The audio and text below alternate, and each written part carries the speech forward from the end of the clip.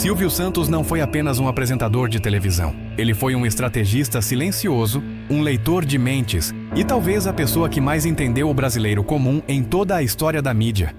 Enquanto outros tentavam parecer inteligentes, sofisticados ou modernos, Silvio fez exatamente o oposto. Ele parecia simples, e foi exatamente isso que o tornou um gênio. Mas o que quase ninguém percebe é que por trás daquele sorriso, das piadas improvisadas e do jeito informal, existia uma mente extremamente calculista.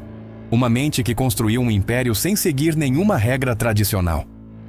E hoje vamos contar toda essa história. Silvio Santos não nasceu rico. Não herdou nada. Não teve contatos importantes. Ele começou na rua. Literalmente. Antes da televisão, antes do microfone, antes da fama. Silvio era camelô. E isso muda tudo. Porque enquanto muitos aprendem comunicação em livros, cursos ou faculdades, Silvio aprendeu na prática.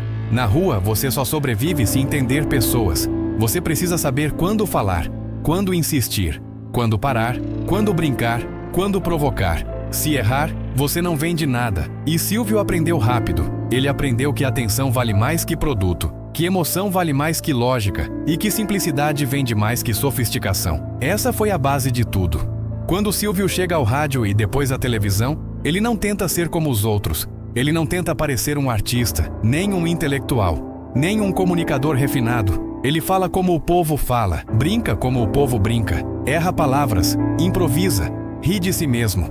Mas isso não era descuido, era estratégia.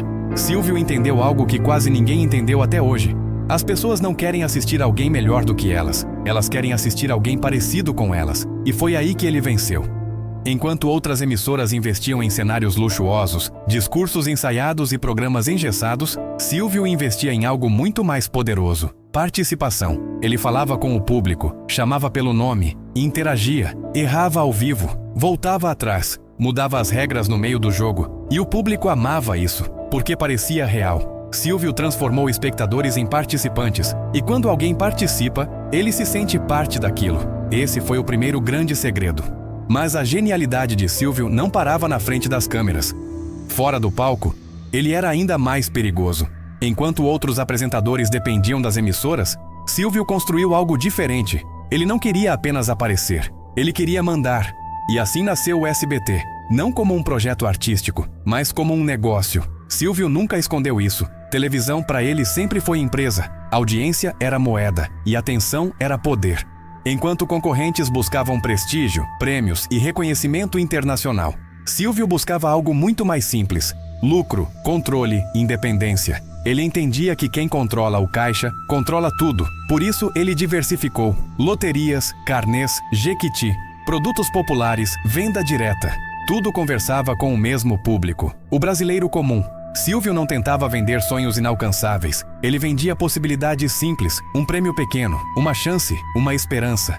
E isso mantinha o público sempre por perto. Muitos tentaram copiar Silvio Santos, mas todos falharam. E o motivo é simples: eles copiaram o formato, mas não entenderam a mente por trás dele. Não era o programa, não era o auditório, não era o microfone, era a leitura emocional. Silvio sabia quando o público estava cansado, quando queria rir, quando queria sonhar, quando queria algo fácil. Ele sentia isso em tempo real.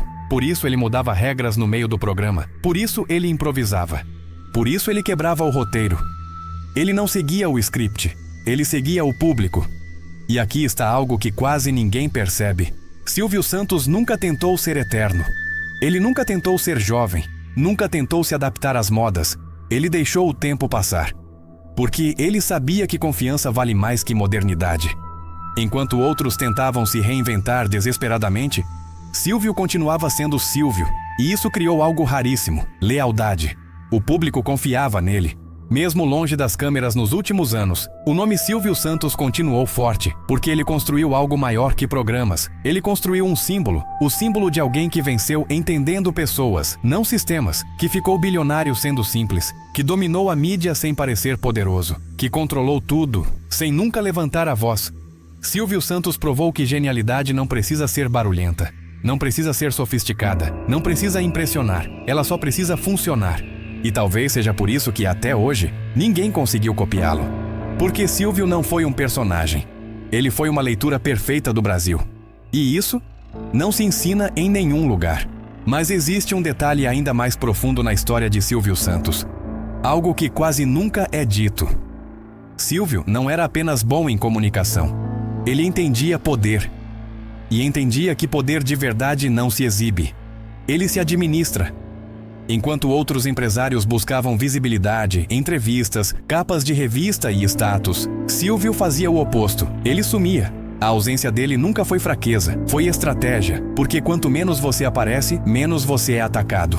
E quanto menos você é atacado, mais tempo você permanece no controle. Silvio nunca quis ser o centro das discussões políticas, econômicas ou ideológicas. Ele entendia que isso divide o público. E dividir o público é perder audiência. Por isso, ele nunca tomou lados claros. Nunca fez discursos inflamados. Nunca tentou educar o público. Ele apenas entretinha. Mas por trás disso havia uma decisão consciente. Agradar muitos vale mais do que convencer poucos. Essa neutralidade aparente foi uma das maiores armas do império que ele construiu. Outro ponto pouco discutido é a relação de Silvio com o risco. Ele arriscava, mas nunca de forma irresponsável. Se um programa não funcionava, ele tirava do ar sem apego. Se funcionava, ele insistia até o limite. Silvio não tinha vergonha de errar, porque ele sabia que errar rápido custa menos do que insistir no erro por orgulho. Esse pensamento é raro. A maioria das pessoas se apega à própria ideia.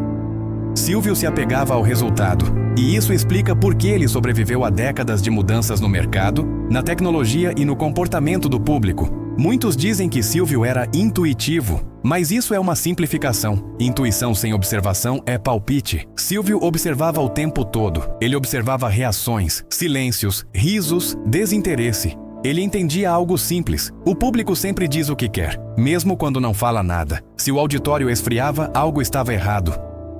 Se a audiência caía, algo precisava mudar. Sem drama, sem vaidade. A televisão, para ele, era um termômetro emocional do país.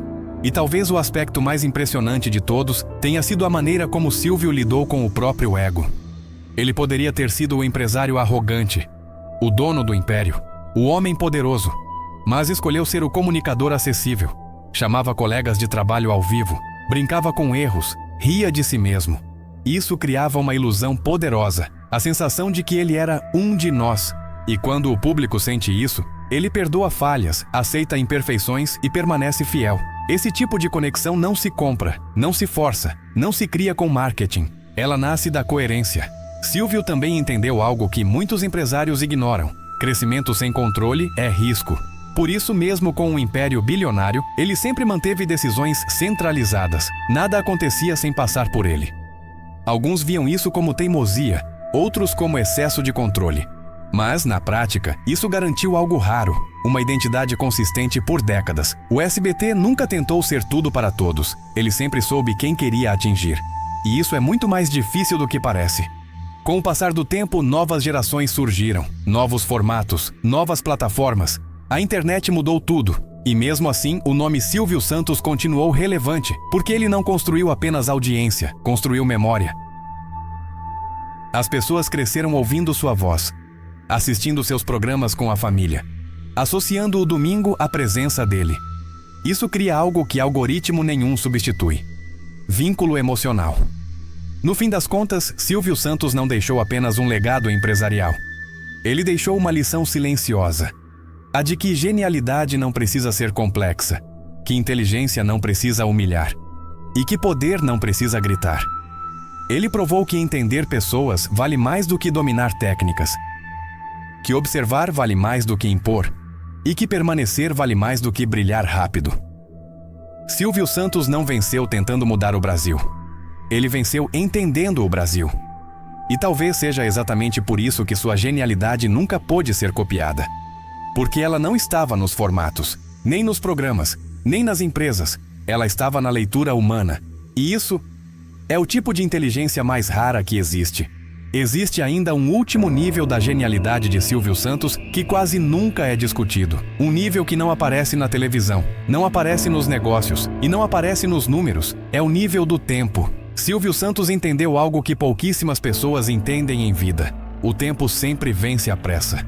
Enquanto muitos queriam crescer rápido, dominar mercados, expandir sem limites, Silvio preferiu durar. Ele não construiu um império pensando em 5 anos. construiu pensando em décadas. Por isso, ele nunca correu atrás de tendências passageiras, nunca se desesperou para parecer moderno, nunca tentou competir com o que estava fora da sua essência. Ele sabia que modas passam, mas confiança fica, e essa paciência estratégica é algo raríssimo no mundo dos negócios e da comunicação. Silvio também entendia o valor do silêncio. Em um mundo onde todos querem opinar, reagir e se posicionar o tempo todo, ele escolheu falar menos. Quando surgiam crises, boatos ou polêmicas, Silvio raramente respondia. Ele deixava o tempo resolver. Porque ele sabia que o silêncio, muitas vezes, desgasta menos do que a explicação. Enquanto outros se explicavam demais e se perdiam, Silvio permanecia intacto. Isso não era descaso, era leitura de cenário. Ele sabia que a opinião pública muda rápido e que insistir em justificativas só prolonga conflitos. Outro ponto fundamental foi a forma como Silvio lidou com o sucesso. O sucesso costuma afastar as pessoas da realidade, cria bolhas, cria cegueira. Mas Silvio nunca se afastou completamente do público comum. Ele continuava falando simples, continuava repetindo frases, continuava tratando prêmios pequenos como grandes conquistas. Isso mantinha sua comunicação aterrada. Ele nunca falou de cima para baixo, nunca ensinou, nunca corrigiu o público. Ele acompanhava. E acompanhar é diferente de liderar pela força, é liderar pela empatia. Muitos tentaram analisar Silvio Santos como empresário, outros como apresentador, outros como figura pública, mas poucos entenderam que ele foi, acima de tudo, um leitor de comportamento humano. Ele sabia que as pessoas não buscam apenas entretenimento, elas buscam conforto emocional, buscam algo familiar, algo previsível, algo que não as julgue. E Silvio entregava isso toda semana. Por isso ele atravessou gerações, por isso ele resistiu às mudanças. Por isso ele permaneceu relevante por tanto tempo. Quando Silvio se afastou das câmeras, não houve ruptura, não houve choque. Porque ele não construiu dependência, construiu legado. O nome dele continuou forte, o símbolo continuou vivo. Isso só acontece quando alguém constrói algo maior do que a própria presença. No fim, talvez a maior genialidade de Silvio Santos tenha sido essa. Ele nunca tentou provar nada para ninguém. Ele não quis ser o melhor, não quis ser o mais respeitado. Não quis ser o mais admirado. Ele quis funcionar. E funcionou. Funcionou por décadas. Funcionou para milhões de pessoas. Funcionou sem fórmulas mágicas. Apenas entendendo gente. Silvio Santos mostrou que não é preciso gritar para ser ouvido. Não é preciso impor para ser seguido. E não é preciso parecer genial para ser um gênio. Às vezes, a maior inteligência está em parecer simples, enquanto todos subestimam. E quando percebem, já é tarde demais. Silvio Santos não venceu o jogo da televisão. Ele venceu o jogo da permanência, e esse quase ninguém consegue vencer.